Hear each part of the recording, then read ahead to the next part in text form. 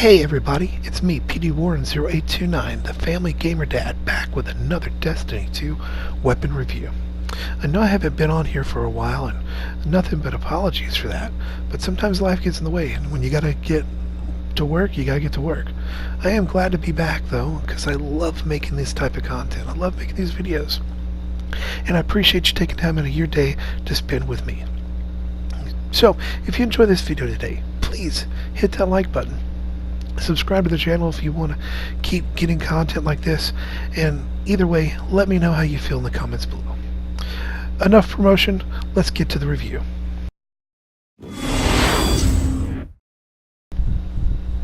Today we're going to look at Vance's third verse, the Jack Queen King 3. This is an energy-based hand cannon that falls in the lower impact, higher rate of speed archetype with a 150 fire rate. It has a lightweight frame, so when you've got this equipped, you're going to move quicker and be a bit more mobile. Your sight options include true sight, hit mark, and fast draw, and I prefer fast draw myself, although hit mark is excellent. Your middle column lets you choose between ricochet rounds, tactical mag, and accurized rounds. Now the three, I prefer tactical mag because it puts your magazine size at 13, which for hand cannon is nothing to sneeze at. Your final perk is Pulse Monitor, which when you're critically wounded, it restores some of your ammo to your magazine. And before this review, I thought it was a horrible perk, but I gotta say, playing around with this hand cannon, I'm a bit converted. I see the appeal in it.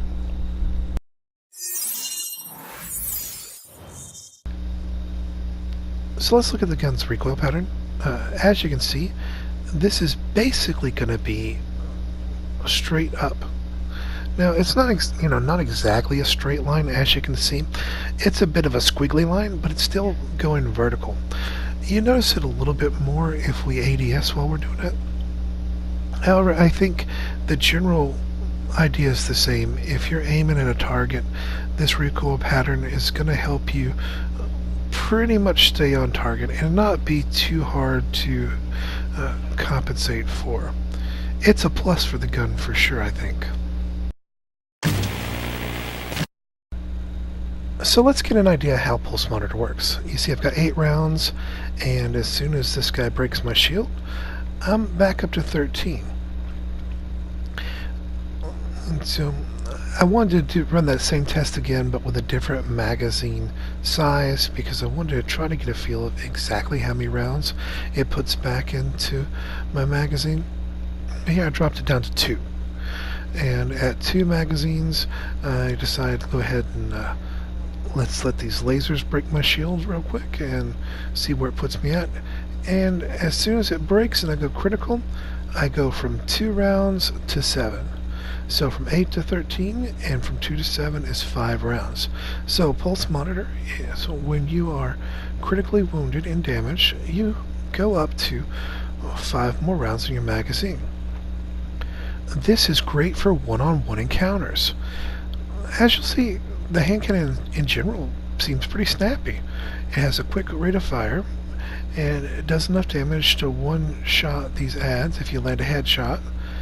But Pulse Monitor is really going to buff this weapon, because Pulse Monitor is going to make it that every time I'm in a one-on-one encounter,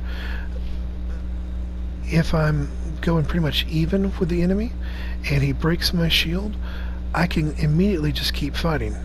So you may already be seeing in your head where I'm going with this review, but in this public event against the ads, for the most part I found it to be more than capable.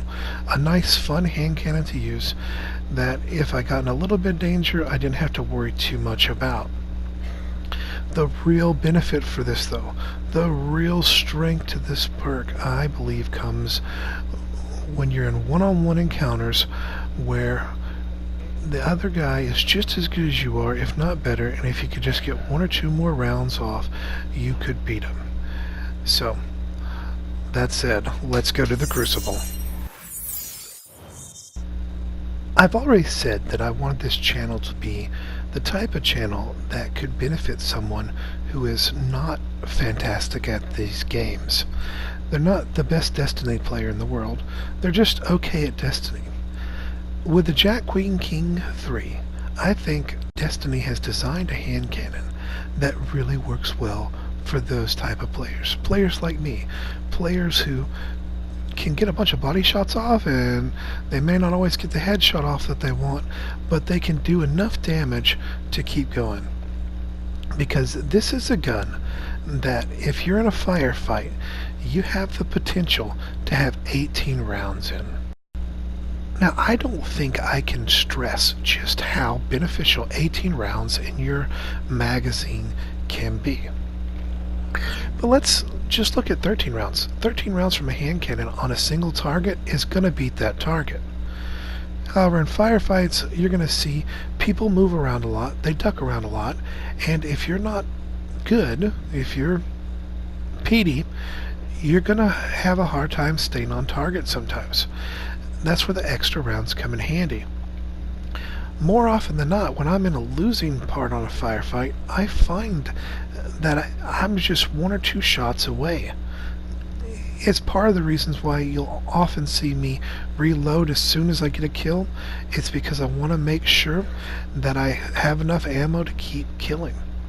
This gun kind of helps me with that, because if I get a kill and I go into a firefight where maybe I'm not going to win it outright with 3 rounds, but I get hit, this weapon perks and I've got 5 more rounds to keep going.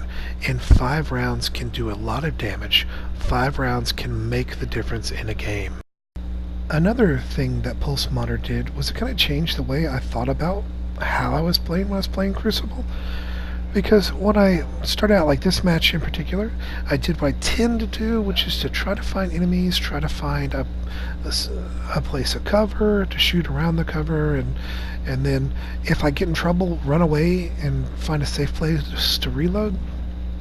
But with Pulse Monitor, as the match got on and I started to think about it, I stopped worrying so much about running from the engagement, and it's just surviving the engagement. So if I was getting damaged, I would kind of try to move out of the way. Now, this team we're playing against, these guys, and you'll see it right here, are just crazy teleporters. And kind of trolls too, you know. Nothing like someone who teleports around the map with bad internet and decides to run around with a sword while they're doing it. But I was able to, you know, not get frustrated because I stopped thinking about things like that. And I just started thinking about, okay, how can I stay alive? I'm being shot, move to the side, dodge, stay alive, and return fire. I usually don't include things like the end of the match scorecard because I'm really not great, but I wanted to show the scorecard from this game because at the end of it, just using this weapon, I was able to change the way I was approaching the battle, and I actually wound up taking the top of the scorecard because using this weapon allowed me to approach the game in a more aggressive manner, and that's what I needed against this team itself.